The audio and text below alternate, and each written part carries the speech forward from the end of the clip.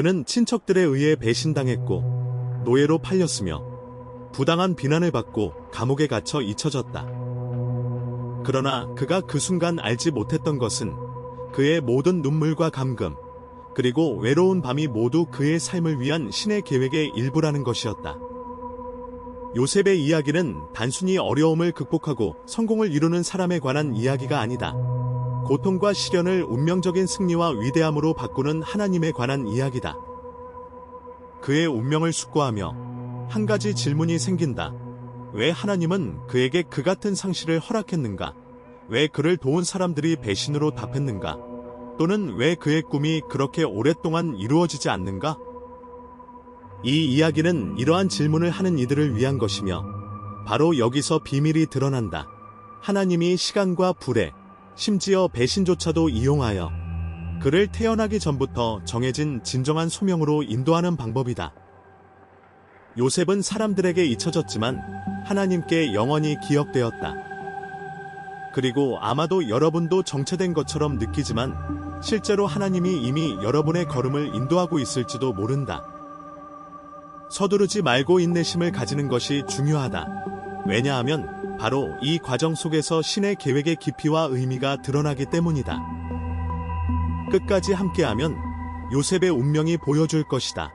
하나님의 소명이 반드시 이뤄진다는 것. 비록 모든 것이 이뤄진 것처럼 보여질 때라도. 그리고 어쩌면 이 이야기를 들으며 하나님이 요셉을 위해 준비하신 이집트가 단순한 지리적 장소가 아니라 운명과 최종 목적의 상징임을 깨닫게 될지도 모른다. 그렇기 때문에 요셉의 삶에 숨겨진 세 가지 강력한 교훈을 이해하는 것이 매우 중요하다. 하나님이 큰 목표를 위해 부르신 이들을 위한 길을 보여주는 세 단계, 우물, 감옥, 그리고 궁전이다. 이 각 시련은 당신이 현재의 과정을 바라보는 방식을 바꾸고 영적 성장의 새로운 지평을 열 수 있는 중요한 교훈을 담고 있다. 요셉은 사람들에게 잊혀졌지만 하나님 마음속에 영원히 새겨진 인물이다.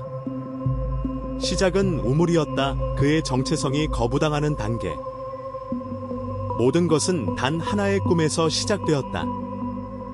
여러 해 동안의 17세 청년이었던 그는 믿음과 열정과 순수한 의도를 품고 있었으며 변화의 예고인 꿈을 꾸었다. 그는 곡식단이 자신 앞에 굽혀지는 것과 태양과 달과 별들이 자신에게 절하는 모습을 보았다. 이 꿈은 단지 꿈이 아니라 하나님이 이미 그를 위해 준비하신 미래의 투영이었다. 그러나 동시에 이 꿈은 하나님의 계획을 이해하지 못하는 이들의 시기심을 불러일으켰다. 요셉의 친형들은 그의 빛을 바라볼 수 없었다. 왜냐하면 거기서 그들은 자신의 능력 부족과 소명 실현의 불가능성을 떠올렸기 때문이다.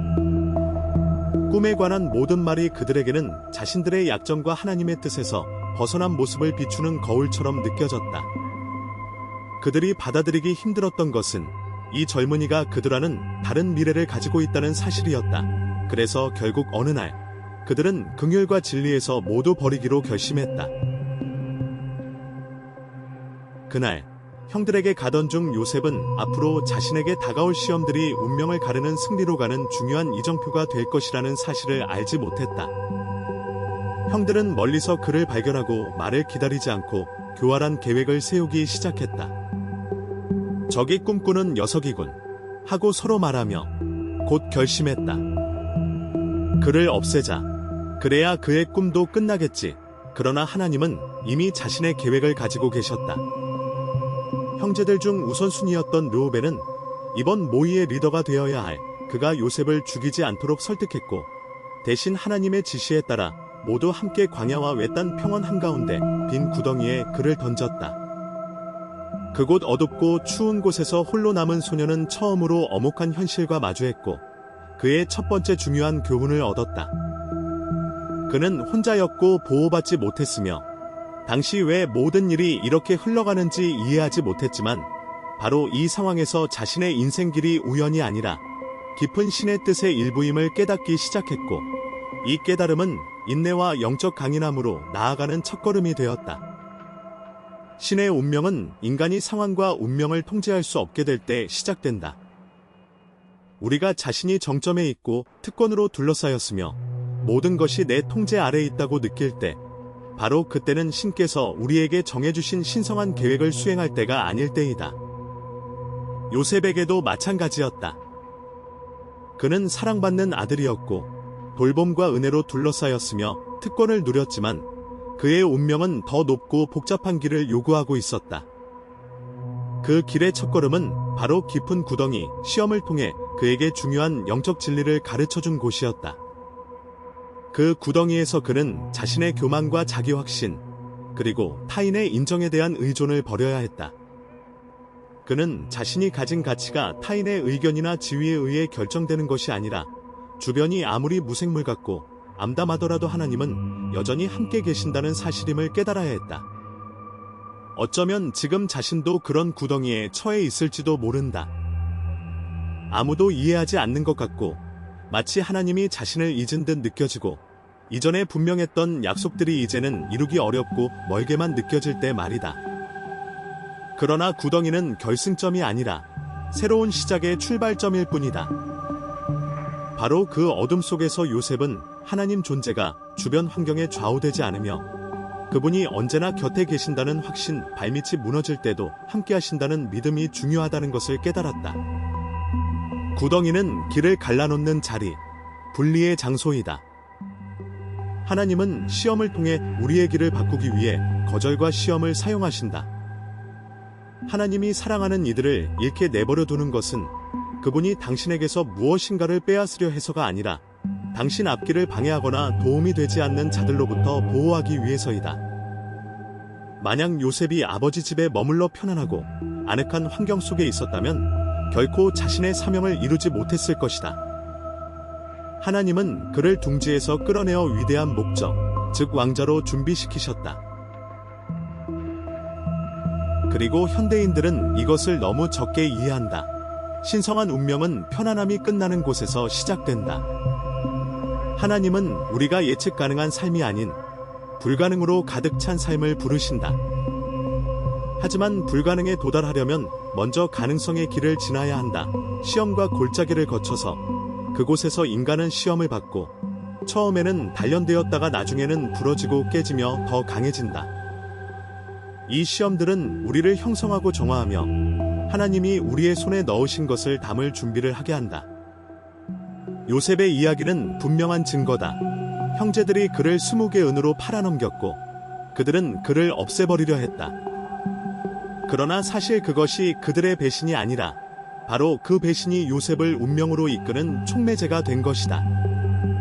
그들은 그렇게 그를 없애려 했지만 실제로는 하나님의 계획을 이루는 길로 그를 인도했던 셈이다. 요셉은 종으로 이집트에 갔고 그의 뒤에는 이미 운명이 기다리고 있었다. 나라의 총무가 되는 것, 그를 거부했던 자들은 무의식 중에 최고 계획의 실현에 참여하고 있다는 것을 전혀 몰랐다. 골짜기는 그의 길의 시작이자 기초가 되었으며 그 곳에서 하나님은 눈물과 고통의 감정을 모두 형성하여 미래의 성취를 위한 비옥한 땅으로 바꾸셨다. 지금 너도 이런 상태에 있을지도 모른다. 왜 모든 일이 그런지, 왜 이름과 상실이 계속되고, 왜 문들이 닫히며, 왜 사람들이 떠나는지 이해하지 못하는 것. 하지만 반드시 기억하라. 골짜기는 끝이 아니라 새로운 장의 시작이며 바로 이 어둠 속에서 하늘의 편지가 시작되어 너의 운명을 쓸 것이다. 골짜기는 위대한 일을 위해 선택된 이들이 배우는 학교이며 마음이 강철처럼 단련되고 정화되는 장소이다. 시험이 깊고 엄할수록 그 목적은 더 강력하고 풍요로워질 것이다. 하나님은 결코 고통을 헛되이 쓰지 않으신다. 모든 추락은 교훈이고 모든 눈물은 영원한 무게감을 갖는 부분이다. 요셉은 머리 들고 골짜기를 빠져나오면서도 정확히 어디로 향하는지 몰랐지만 그의 마음속에는 하나님이 여전히 그의 운명을 쓰고 있다는 확신이 있었다. 만약 지금 너도 어둡고 막막하며 헷갈리는 삶의 시기를 겪고 있다면 기억하라. 하나님께서 너를 버리지 않으셨으며 오히려 너를 다듬고 계신다. 요셉을 왕좌에 세우기 전에 하나님께서는 먼저 그를 골짜기로 내려가게 하셨다. 바로 이 어둠 속에 위대한 운명의 기초가 놓이기 때문이다.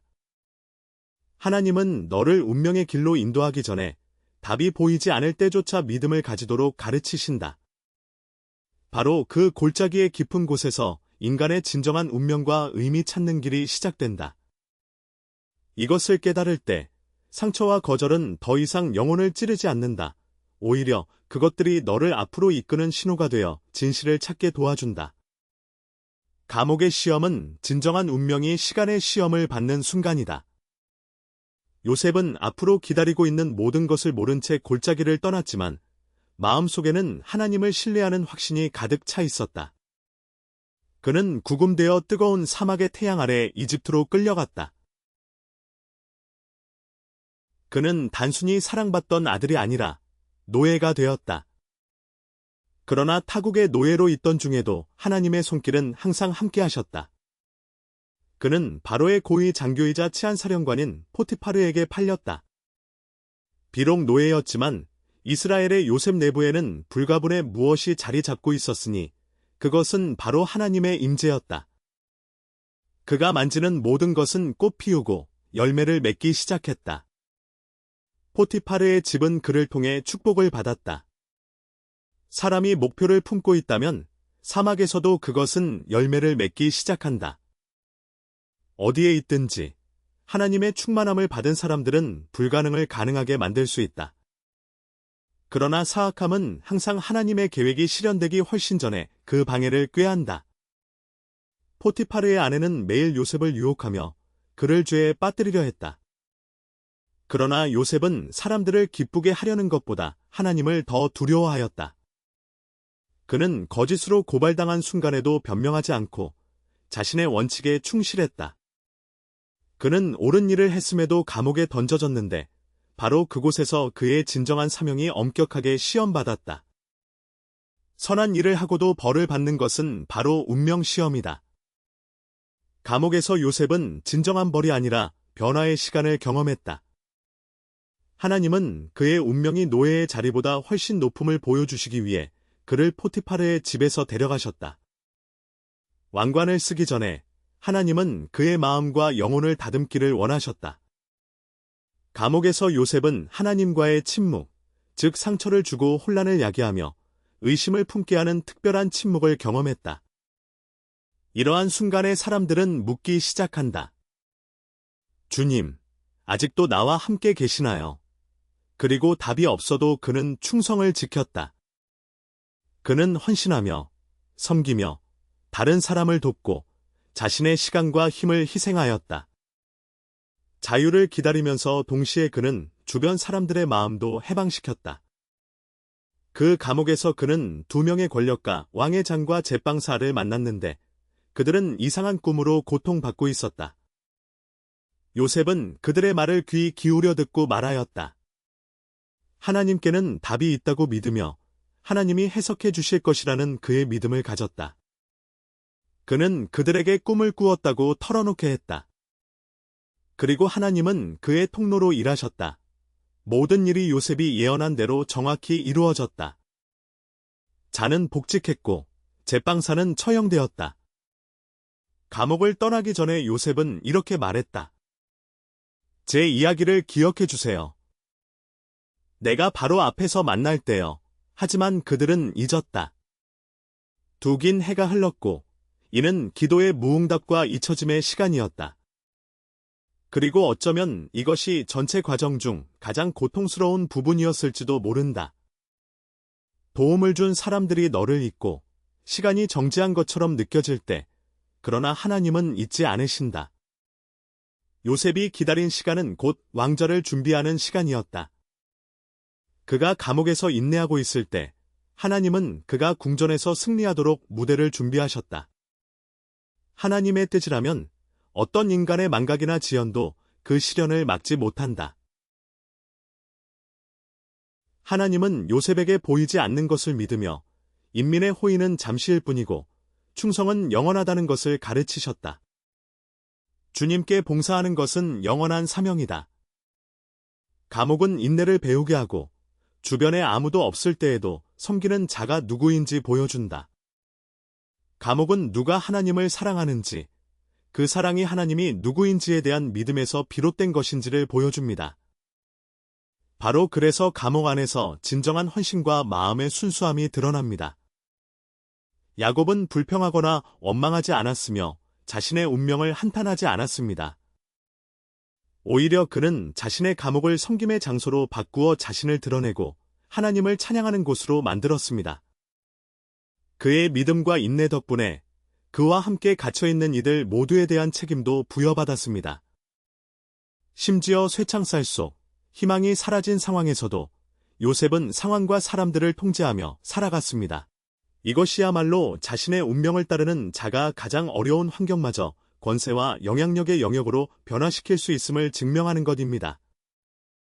하나님은 요셉에게 리더십을 가르치셨고 점차적으로 아무도 머무르고 싶어하지 않는 환경에서 이 가르침을 주셨습니다.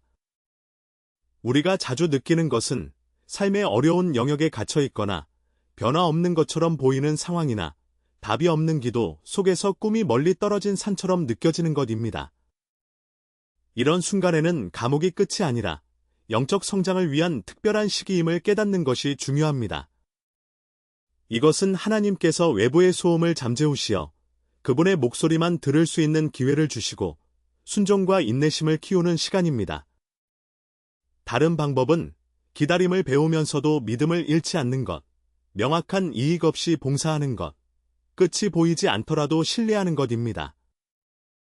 바로 감옥 안에서 요셉은 사람의 인정을 기대하지 않으며 칭찬과 존경을 구하지 않게 되었습니다. 그곳, 완전한 고독 속에서 꿈꾸던 소녀는 성숙한 남자로 성장하여 나라를 다스릴 준비를 했습니다. 고요함과 갇힌 상태에서만 생겨나는 특별한 지혜가 있는데 그것은 하나님이 사람 안에서 모든 인간적인 것을 끌어내어 신성으로 채우시는 것입니다. 그리고 이 내적 정화 과정을 성공적으로 마치면 때로는 갑작스런 깨달음이 찾아옵니다. 바로 뒤꿈치를 잡아준 바로왕의 꿈도 그러한 예입니다. 이집트의 현인들도 해석할 수 없었던 꿈이었지요.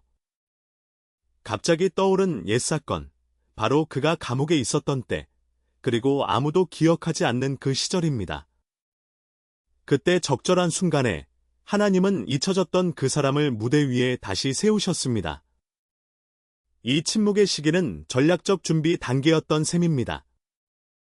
요셉은 바로왕 앞에 서서 옷을 갈아입고 몇 시간 후 감옥을 떠나 그 높은 관직에 이르렀습니다. 하나님은 하루 만에 전체 역사를 바꿀 수 있으시지만 이를 위해서는 마음을 준비할 시간이 필요합니다. 그러니 자신의 감옥을 무시하거나 혐오하지 마십시오. 이것은 최종 목적지의 종착점이 아니라 여러분을 형성하고 하나님의 약속된 운명을 감당할 준비를 하는 일종의 실험실입니다. 이 감옥에 들어가게 한 자는 또한 해방의 때를 정하셨으며 그 때가 되면 누구도 이 사건을 막을 수 없습니다. 감옥은 자신의 부르심이 진실임을 시험받는 장소입니다.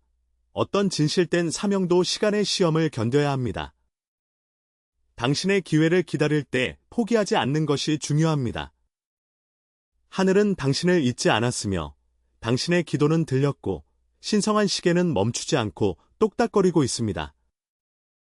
곧 누구도 잠그지 않은 문이 열리게 될 것이며 어떤 사람도 그것을 닫을 수 없습니다. 그리고 그 순간 당신은 침묵 속에 있었던 모든 시간들이 부름의 목소리를 들을 준비를 위해 필요했던 것임을 깨닫게 될 것입니다. 그때 거룩한 기쁨으로 가득 찬 마음으로 운명을 실현하는 상징인 궁전이 사람들의 운명을 바꾸는 모습을 보게 될 것입니다. 요셉은 바로왕에게 초대받았습니다. 한때 구덩이에 던져졌던 소년이 이제는 세상에서 가장 강력한 사람 앞에 서 있습니다. 그의 눈은 용기와 신앙으로 가득 차 있고 그의 마음은 위대한 사명을 향한 준비로 가득 차 있습니다. 바로 그곳, 이집트의 왕좌 위에서 모든 장면이 새로운 색채와 의미를 갖게 됩니다. 바로왕은 자신의 꿈을 설명합니다. 살찐 황소 7마리 뒤에 여름은 마른 황소 7마리, 풍성한 곡식이 7줄기인데 그 뒤에는 타거나 검게 탄 7줄기. 이 꿈의 해석을 아무도 찾지 못했지만 하나님의 영으로 충만한 요셉은 겸손하게 말합니다. 그는 그 의미를 자신도 이해하지 못한다고 말하며 이것은 내 것이 아니며 하나님께서 바로왕에게 분명한 해석을 열어주실 것이라고 덧붙입니다. 바로 그때 하나님 앞에서 희망이 생기며 가장 강력한 군주의 운명도 바뀔 수 있다는 기대가 싹트기 시작합니다. 그 결정적인 순간, 하늘은 그의 삶을 통해 말했고, 주님은 최근에 꾸었던 환상의 의미를 밝혀주셨습니다. 그것은 진리였는데, 곡창의 7년 뒤에 기근이 7년간 계속될 것임을 보여준 것이었습니다. 동시에 전략적 지침도 공개되었습니다. 다가오는 시련에 대비하는 방법입니다. 이 축복에 해동한 적극적으로 식량을 비축하여 어려운 시기에도 나라가 생존할 수 있게 해야 합니다.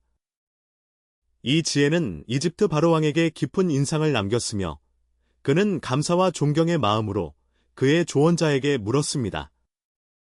우리가 하나님의 영이 있는 사람을 찾았는가? 그리고 이 질문에 대한 답으로 그는 요셉에게 특별한 권한을 부여했습니다. 그의 손가락에는 왕권을 상징하는 왕관 반지가 끼워졌으며 그의 옷은 최고의 린넨으로 만들어진 호화롭고 세련된 것으로 바뀌었고 이는 부와 위엄의 상징이 되었습니다. 또한 그는 금목걸이도 받았는데 이것은 그의 지위를 증명하는 표징이었습니다. 요셉은 즉시 국가의 두 번째 인물이 되었고 그의 권력은 성숙함과 지혜에 부합하는 수준으로 자리 잡았습니다.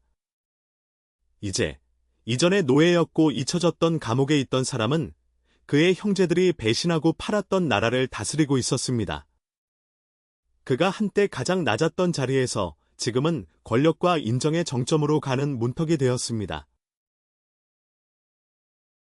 과거 그를 무시했던 사람들이 이 위대한 역사를 통해 길 잃은 자로 기억되었으며 이전의 마법사이자 말 없는 사람이 계몽된 지도자로 추앙받기 시작했습니다. 그리고 가장 놀라운 점은 시련과 고난을 겪은 이 사람의 마음이 변하지 않았다는 사실입니다. 감옥과 구덩이에서도 충실했던 그가 이제는 왕관을 쓰고 있음에도 불구하고 겸손과 품위를 유지하는 법을 알고 있었다는 것입니다. 요셉은 인생의 의미가 칭호나 위치에 있지 않음을 깨달았다. 그것은 신의 사명을 수행하는 것에 있으며 힘은 고귀함이 아니라 봉사에 있고 권력은 권력을 위한 것이 아니라 하나님의 뜻을 이루는 것에 있다는 것을 알게 되었다. 풍요의 시기는 지나갔고 풍작이 이어졌으며 곡물 저장고는 가득 차 있었다. 이집트는 어느 때보다 번영했고 부와 번영이 정점을 이루었다. 그러나 바로 하나님이 꿈속에서 계시했던 것처럼 넘쳐났던 시기 뒤에는 징벌인 기근이 찾아왔다. 이집트뿐 아니라 가나안 등 인근 땅들도 이 재앙에 휩싸였다. 노쇠하고 피곤한 야곱은 슬픔 속에 자신의 저장량이 줄어드는 것을, 기근이 다가오는 것을 애통하게 지켜보았다. 그때 그는 이집트에 빵이 있다는 소식을 듣고 하나님이 모든 운명의 실타래를 다스리고 있다는 사실을 의심하지 않고 자녀들을 보내 식량을 구하게 했다. 그는 확신했다. 살아남기 위해서는 이 이상한 강국을 다스리는 자들에게 가야 한다. 그는 말하였다. 이집트에 가서 곡식을 사오라. 우리가 죽지 않고 살게 하자. 그래서 한때 요셉을 은으로 팔았던 그들이 오늘은 빵을 구하러 가는 길에 이르렀다. 이제 그들은 하나님께서 높이신 자에게 가는 중이었다. 그를 통해 모두 구원을 받기 위하여. 형제들이 도시의 문턱에 도착하자 그들은 바로 이집트의 총리인 요셉에게 끌려갔다. 하지만 그들은 그를 알아보지 못했다. 그는 훨씬 노쇠했기 때문이다. 그가 입은 것은 이집트의 권위와 부를 상징하는 리넨 옷과 장신구, 그리고 왕과 같은 태도였다. 그의 얼굴은 세월과 고난, 그리고 얻은 영광으로 인해 변화해 있었다. 그러나 그들이 겸손히 그 앞에 엎드려 있는 모습을 보자 요셉의 마음은 멎었다. 그의 눈앞에는 오랫동안 잊고 있던 꿈어 젊은 시절 그가 꾸었던 꿈이 실현된 것이었다. 그는 바로 그들을 알아보았지만 감정을 드러내지 않기 위해 차가운 태도를 유지하려 했다. 그 얼굴, 그 목소리의 억양, 시간이 지나면서 각인된 그 특징들이 모두 그에게 명확했다. 그는 확신했다. 그들이 누구인지. 그리고 동시에 내면의 목소리가 속삭였다. 그들이 변했나? 회개했나? 나와 똑같이 벤자민에게도 그렇게 할까?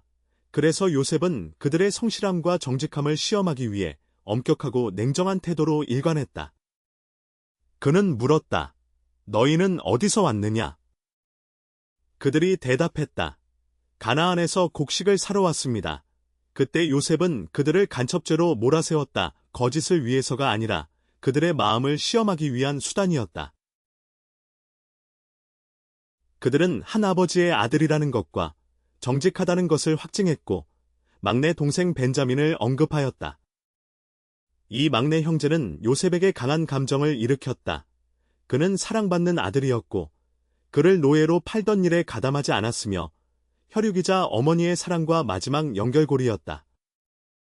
요셉은 눈물을 참으며 말했다.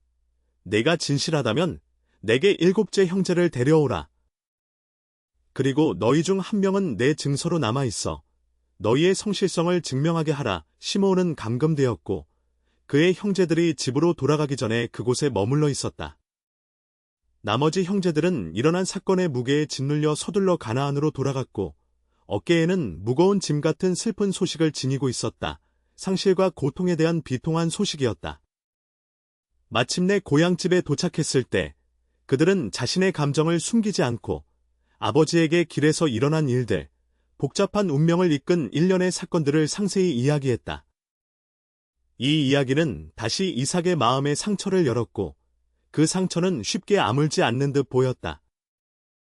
과거를 떠올리며 그는 요셉의 상실과 관련된 고통이 다시 심장을 찌르는 칼처럼 날카롭게 느껴졌고 마치 오래된 상처가 신선한 피와 함께 다시 드러나는 것 같았다. 그는 갑자기 이미 자신의 사랑하는 아들이 멀리 떠나갔다는 것에 확신을 가졌다는 생각이 들었고 이제는 걱정대로 또 다른 아들인 베냐민까지도 빼앗기게 될까 두려워졌다. 아니, 그가 자신에게 단호히 말했다. 내 아들은 그리 가지 않을 것이다. 그는 우리와 함께 남아있을 것이다. 나는 더 이상 그를 잃지 않겠다. 그러나 굶주림은 점점 더 강해졌고 누구도 그 파괴적인 결과를 무시할 수 없었다. 눈앞에 흐르는 절망의 그림자가 천천히 그들을 덮어가며 모든 희망과 꿈을 삼켜버릴 듯했다. 바로 그 순간 유다가 드디어 용기를 내어 형들 앞에 섰다. 그리고 모든 것을 바꿀 말을 했다. 아버지, 베냐민을 데려가지 않으면 우리는 살아남을 수 없다. 나는 그의 목숨을 책임지겠다. 내가 대신 가서 그를 구하겠다. 그의 목소리는 진실한 걱정과 의무감으로 떨리고 있었다. 아버지는 무거운 마음으로 희망을 품으며 그의 기도를 하늘이 들어주기를 바라며 허락했다. 전능하신 하나님께서 이 사람 앞에서 자비를 베풀어 주시기를. 그가 속삭였다. 우리 아이들의 미래와 우리 가족의 행복을 위해서. 그렇게 형제들은 다시 이집트로 떠났고 맏아들보다도 더 사랑받는 막내 베냐민과 함께 갔다. 오랜 이별 후 요셉이 처음 베냐민을 보았을 때 그의 심장은 거의 견디지 못할 듯했다. 그가 그 작은 소년을 본 순간 갑자기 모든 이별의 고통이 파도처럼 밀려왔고 잃어버린 사랑과 끝이 없는 것 같은 고통에 대한 기억이 떠올랐다. 감정의 파도가 그를 휘감았고 그는 형들에게 자신의 눈물을 보여주지 않기 위해 재빨리 힘을 모아 특별한 잔치를 열고 베냐민에게 특별한 존경을 표하며 그의 행동이 평화와 용서의 메시지가 되게 했다. 그러나 그는 이것만으로 충분하지 않다는 것을 알았기에 더 보여줘야 했다. 그래서 그는 마지막이고 가장 중요한 시험을 마련하기로 결심했다. 은밀히 베냐민의 가방에 은잔을 숨기고 그의 반응을 살피도록 했다. 형제들이 돌아가는 길에 요셉은 신뢰를 시험하기 위해 사절들을 보내 그들의 정직성을 검증했다. 잔이 베냐민의 가방에서 발견되자 그를 도둑질했다고 비난했다. 이 시험에는 더 큰 의미가 숨어 있었다. 즉, 베냐민을 남겨둔 채로 그들이 과연 얼마나 그를 포기할 준비가 되어 있는지, 마치 예전에 요셉을 포기했던 것과 같은 문제였다. 이 순간이 결정적인 전환점이 되었다. 바로 그곳에서 본격적인 속죄의 길이 시작된 것이었다. 유다는 그의 막내 형제가 위협받는 것을 알고 더 이상 참지 못하고 눈물이 얼굴을 타고 흘렀다. 그는 고통과 진심 어린 회개로 씻어진 채 일어서서 절망 속에 말하였다. 소년을 데려가지 마십시오. 저에게 맡기십시오. 책임은 모두 제가 지겠습니다. 제가 죽더라도 그에게 해를 끼치지 마세요. 바로 그 순간 형제들이 벤자민을 위해 목숨을 바칠 준비를 하는 것을 본 요셉은 더 이상 눈물을 참지 못하고 마음이 갈라지는 듯한 감정에 휩싸였다. 심장이 찢어지는 듯한 고통을 느끼며 그는 주변 모든 이들에게 조용히 내리라고 명령하였다. 강한 감정의 경류에 휩싸인 그는 손을 들어 갑작스러운 목소리로 선언하였다. 나는 요셉이요. 여러분이 이집트에 팔아넘긴 내 동생이요. 그의 말은 하늘에 울려 퍼지는 천둥소리 같았다. 형제들은 충격으로 꼼짝도 할 수 없이 멈춰 섰다. 갑작스런 기억의 파도의 두려움, 죄책감, 수치심에 사로잡혀 있었다. 그러나 요셉은 다시 손을 들어 부드럽고 다정한 목소리로 말했다. 걱정하지 마십시오. 이 일을 여러분이 저에게 한 것이 아니라 하나님이 저를 여기 보내신 것은 생명을 구하기 위한 큰 계획의 일부입니다. 이 모든 것은 하나님의 위대한 계획의 일환입니다. 갑작스러운 깨달음이 각 마음에 가득 차며 이해하게 되었다. 과거는 감옥의 일부가 아니었으며 용서와 새 삶으로 가는 다리임이 드러났다. 그는 그들이 야곱을 데려오도록 부탁했고 노인이 그의 사랑하는 아들이 살아있고 건강한 모습을 본 순간 그의 마음은 기쁨과 눈물로 가득 차 황홀해졌다. 그는 그의 품에 안기며 다시 생명의 의미를 찾은 사람처럼 울기 시작했다. 이렇게 해서 고센 땅, 이집트 안에서 형제들은 마침내 재회하였다. 오랫동안 잃어버린 꿈이 드디어 이루어졌고 약속과 희망은 사라지지 않았다. 그러나 가장 중요한 것은 요셉은 복수하지 않았다는 것이다. 그는 용서를 선택하였다. 그의 모든 이야기는 누가 옳았거나 그르했는지를 증명하는 것이 아니라 하나님이 항상 보여주셨던 자비, 용서, 은혜가 어떤 것인지를 보여주는 것이었다.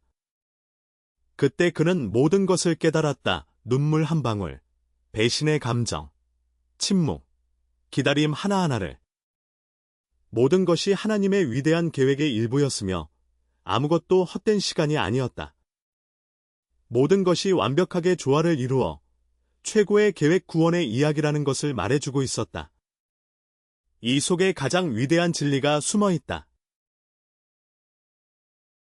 하나님의 사명은 단지 내 인생에서만이 아니라 내가 행동으로 접촉하고 구원할 수 있는 사람들의 삶 속에도 있다. 요셉은 한 민족 전체는 물론 자신의 가족도 구원의 길로 인도하는 역할을 맡았다. 버림받고 경멸당하던 그는 화해와 회복의 도구가 되었다. 혐의받고 감옥에 갇힌 그는 축복의 원천이 되었다. 꿈꾸던 자이자 구원자가 된 그의 운명과 소명, 바로 그것이 오늘날 내가 이해하고 받아들여야 할 진리일지도 모른다. 내가 겪은 모든 것은 벌이 아니라 준비였다. 그것은 내 존재를 형성하는 데 중요한 역할을 했다. 모든 고통과 시련은 우연이 아니었으며 하나님께서 너를 성장시키고 너의 운명에 더 가까이 다가서도록 사용하신 도구였다. 때로는 하나님께서 우리를 지금 이 자리에서 높이시거나 궁전으로 이끄시는 것이 아니라 이 모든 길이 특별한 의미와 깊은 가치를 지니고 있음을 보여주시기 위함이라고 느껴집니다. 그는 고통을 헛되이 보내지 않으십니다. 여러분이 빠졌던 각 구덩이는 오직 그에게 의지하는 법을 가르쳐 주었고, 감옥은 인내와 겸손을 배우게 하였으며, 궁전 방문은 신뢰와 믿음이 보상받았음을 증명하는 것입니다. 자신의 삶을 돌아보며 요셉은 뒤를 돌아볼 수 있었고, 만약 그의 형제들이 그를 이집트에 팔지 않았다면 그는 이 나라에 없었을 것이라고 깨달았습니다. 포티파르의 아내의 고발이 없었다면 신하를 만날 수 없었을 것이며 그 신하가 그를 잊지 않았다면 파라오도 그를 기억하지 못했을지도 모릅니다. 모든 불의는 숨겨진 다리 역할을 하고 모든 연기된 시간은 미지의 길잡이입니다.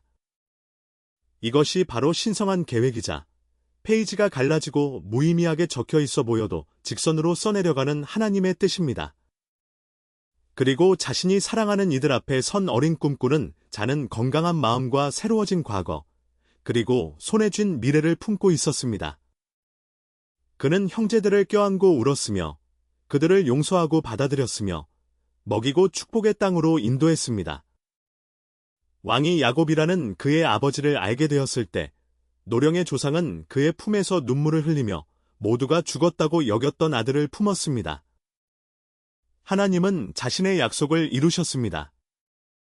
꿈은 죽지 않았으며 오히려 성숙하여 현실이 되었습니다.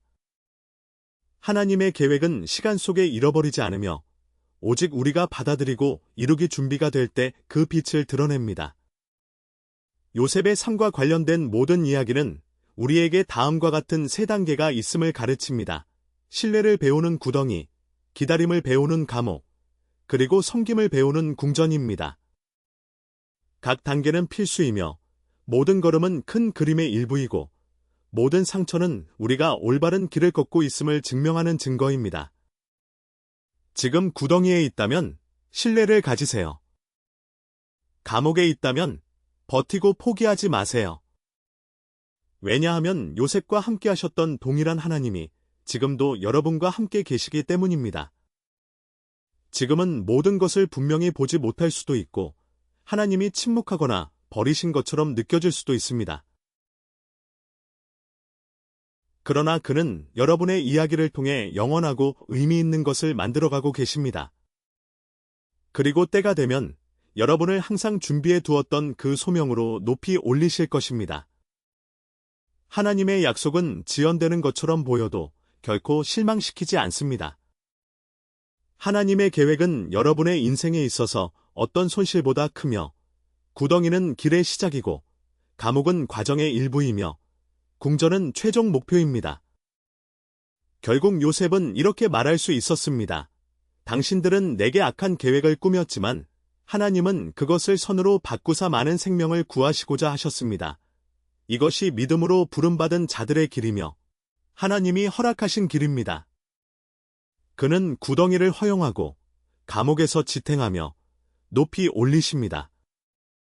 중간에 멈추지 말고 조용히 의심하지 말며 기다림의 과정에서 믿음을 잃지 마세요. 요셉과 함께하였던 동일한 하나님께서 오늘도 자신의 약속을 성취하고 계십니다. 그리고 때가 되면 너는 모든 시련과 경험이 너를 위해 특별히 짜여진 신의 계획의 중요한 일부라는 것을 알게 될 것이다.